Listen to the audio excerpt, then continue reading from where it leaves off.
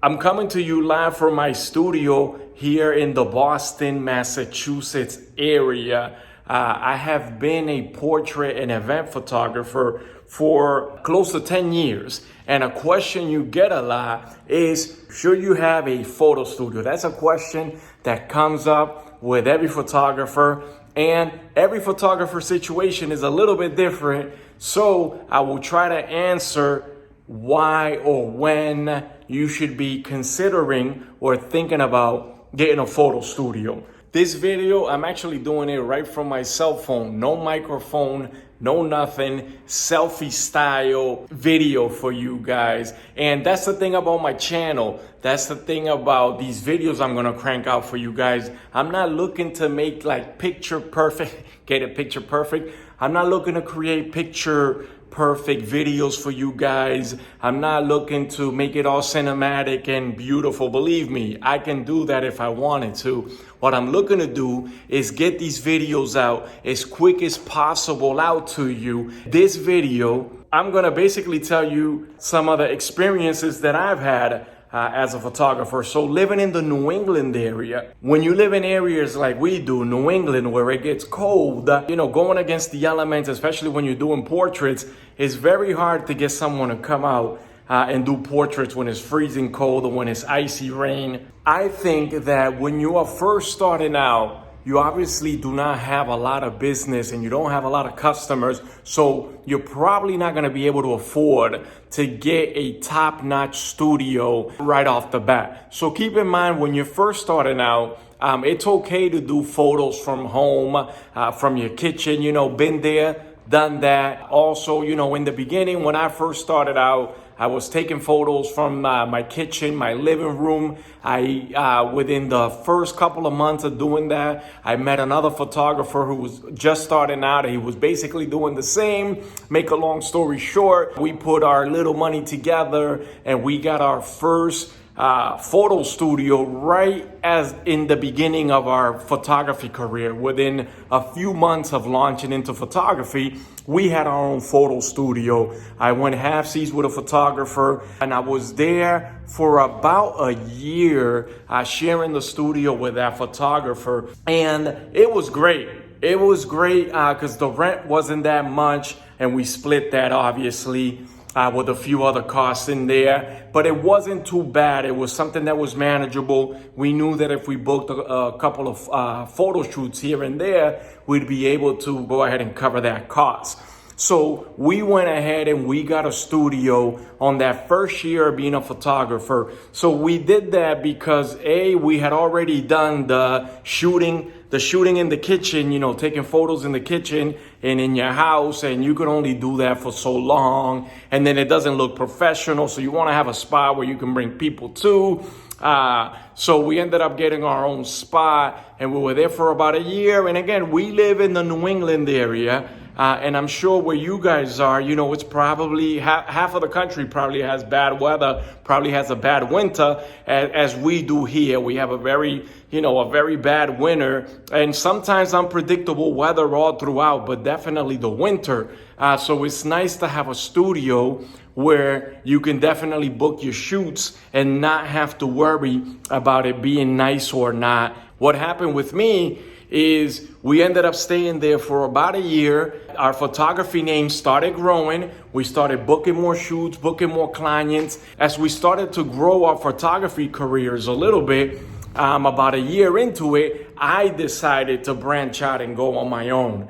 And the reason I decided to branch out and go on my own, at this point, about a year later, I had a little clientele, not a lot, but I had a little clientele, just enough to make it a proof of concept, just enough to let me know that, maybe there is something there. Maybe I can do photography for a living, even though we wasn't making a lot of money, in the beginning. But again, just a few clients here and there kind of set the stage for letting me know that we can go ahead and do something down the line. Prior to that year, I had started looking for my own space.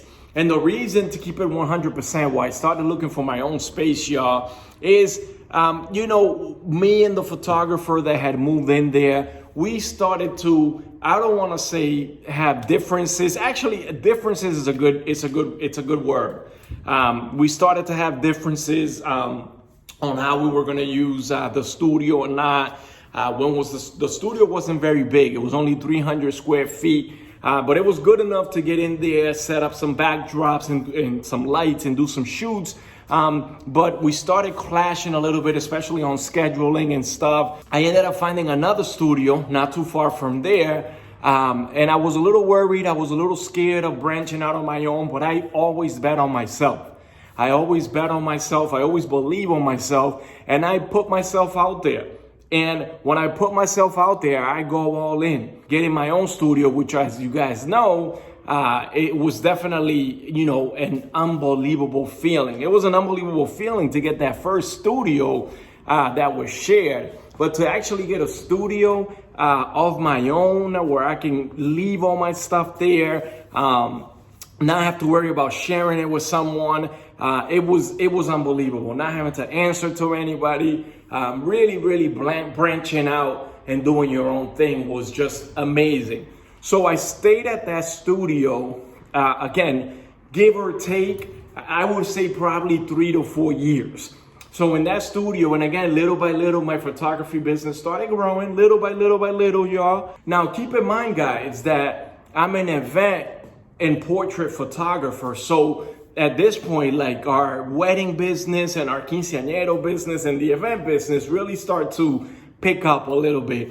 And I find myself at this point, 3-4 years later, I find myself doing more events than actual portraits. So I start looking at this like, should I really have a studio? Like, I'm sure this is a question that every photographer faces. I started thinking, well, you know what? We're doing a lot of events. We're doing a lot of weddings. I'm really never at the studio. I'm always editing from home. I'm editing from my laptop. Maybe I shouldn't have a studio. I was there for about 3-4 years. I ended up not renewing my lease because, again, I was mostly doing events. And of course, I started thinking, where am I going to meet my clients to meet up with them, to show them what we were offering as a wedding package? And I determined, as a lot of you do or have done, I determined I was going to meet them at a coffee shop or something like that and kind of do the work like that.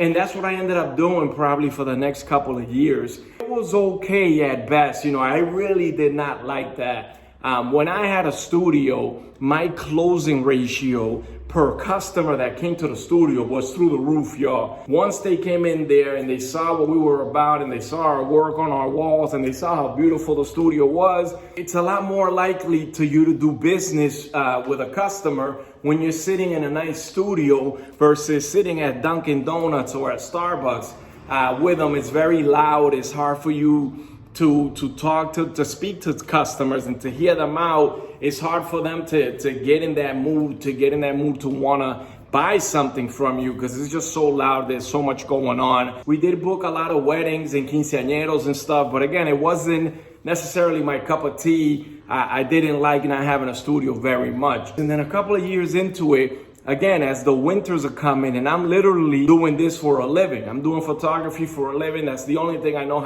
the only thing that I'm doing. And as the winter comes, we start doing portraits. And then if you don't have a studio, after foliage season, really around October, after that, November through probably April, it's very cold, very raw, very unpredictable outside, very hard to get someone to come out there and battle the elements with you.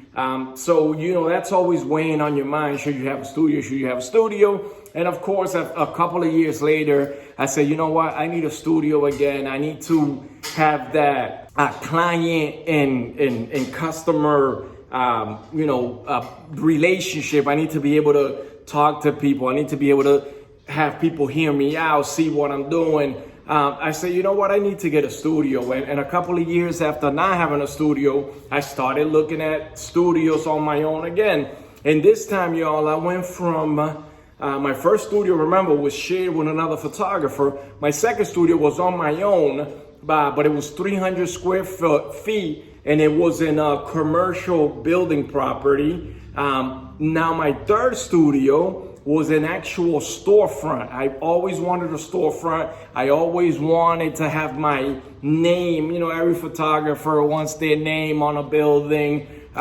You know, at least I did. 500 square feet. Kind of in the middle of town. It was really nice. So I was there for a couple of years as well. You know, leased that spot for a couple of years. And then guess what? I ran into the same thing that I ran into my other studios. After a couple of years, 2-3 years of being there, unless I was meeting a client to get a down payment or something, I was rarely there. I was editing from home. You know, the place looked close half the time because I wasn't there. I was either out doing events or I was out editing at home because I had 2 little girls at this point, 2 small girls, my little daughters. So I couldn't be at the studio all time. So after 2-3 years of having my storefront, I started considering again, do I really need a studio? You know, because I'm barely there. I keep going up in studio prices. You know, I started sharing something. Then I went with 300 square feet on just a building with by myself, and then I went to a storefront of 500 square foot on my own. And you know, now we're starting to get a little pricier, these studios for sure.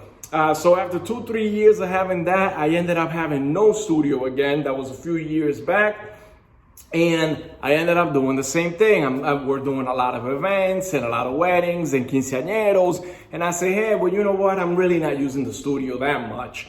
So I start doing that. And again, it really starts to, you know, it's hit or miss. You know, during the nice weather, you're doing a lot of portraits outdoors.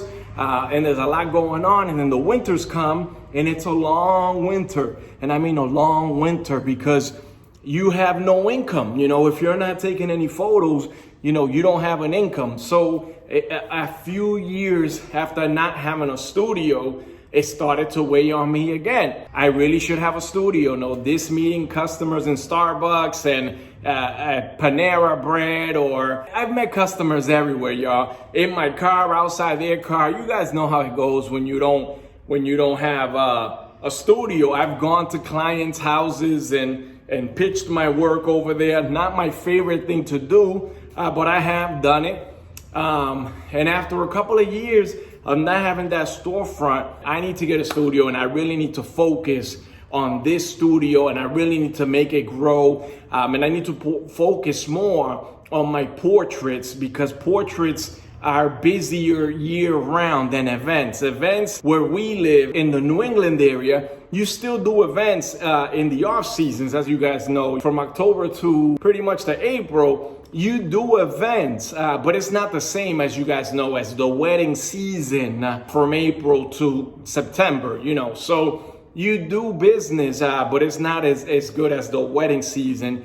I figured, you know what, I gotta focus on having this portrait studio, having a beautiful spot, a big spot, a spot that's easily accessible to everyone in the middle of town with a lot of eyes on it. And I said, I'm gonna go bigger and ever than I ever have. I'm gonna look for the biggest studio in the best downtown in my city. And that's exactly what I did. I started thinking about it. I started budgeting for it. I ended up getting the place you see now. One day I will do a studio tour. I'm just waiting for some artwork that's going on the wall and a few pieces of furniture before I do that. But I am gonna give you guys the cool tour of my photo studio. But this place is unbelievable, guys. I started in humble beginnings. I started out taking pictures in the kitchen. I started out sharing a place with another photographer. Then I went to 300 square feet on my own. Then I went to 500 square foot on my own. And this guy you see right here is almost 2,000 square foot on my own, y'all. I am in the downtown area of my city. This is the biggest, best place that I've ever had. So that's what I decided. I decided to focus a lot more on portrait photography, so that all year round, even on the winter months, we can try to keep some of that business and some of that income to be able to keep going and keep doing what we're doing. Every photographer kind of goes through the same thing. You know, should I have a studio? Should I not? So here's my answer to you. It all depends. You know, things change. Everything is different. When you start in your business, you're right here, then you end up here, then you go here, there. Everybody's different. They all live in different places. Some people might live in Florida or in California or in Texas, and you know, you might not need a studio. You could do outdoor portraits all year round in those areas. You might not need a studio in those places. You know, it all depends. But for me, living in the New England area, where it's very cold half of the year, it was definitely something that needed to be done. So what do you guys do? Well, you guys have to figure it out on your own. You have to figure out, am I in a place where there's cold weather? You guys have to figure out, do I want to be in a controlled environment? Of course, it's nice to always have a keys to a studio as a photographer. You know, you always get that phone call from clients. Do you have a studio? Do you have a studio? Do you have a studio? Do you have a studio? And it's so nice to finally to say yes to them, and you actually have a studio, and you don't have to worry about it raining or snowing or anything in between. So you guys have to determine, A, are you busy enough to get a studio? B, do you have a little bit of money to pay for rent and stuff like that? Keep in mind you have a few options. If you're starting out in the studio, you can do what I do. You can share the studio with another photographer. You can rent a studio. Some studios are for rent. You can look into maybe renting something, or you can look into, if you can afford it, you can look into getting your own place and starting out with a small little studio. And kind of seeing how that works. Maybe do a short 1-year lease, so you're not stuck in there for that long, and to see if you can prove the concept, grow your business, grow your photography, and then kind of do what I do, and you figure out, are you doing more events? Do you really need a studio at this point? Are things growing? Maybe you even need a bigger studio because you're getting so busy and you need more space for people and for props and for equipment and all that stuff. So that's what I can tell you. You know, it all really depends on, everybody's different. Every photographer lives in a different area, and everybody's at a different place in their career. So everybody has to ask themselves those questions. I think that's the question, you know, can you get away with not having a studio? It's definitely nice to be able to have a photo studio and always have a nice, warm place like we have right here, y'all. So I hope you guys don't mind the cell phone footage.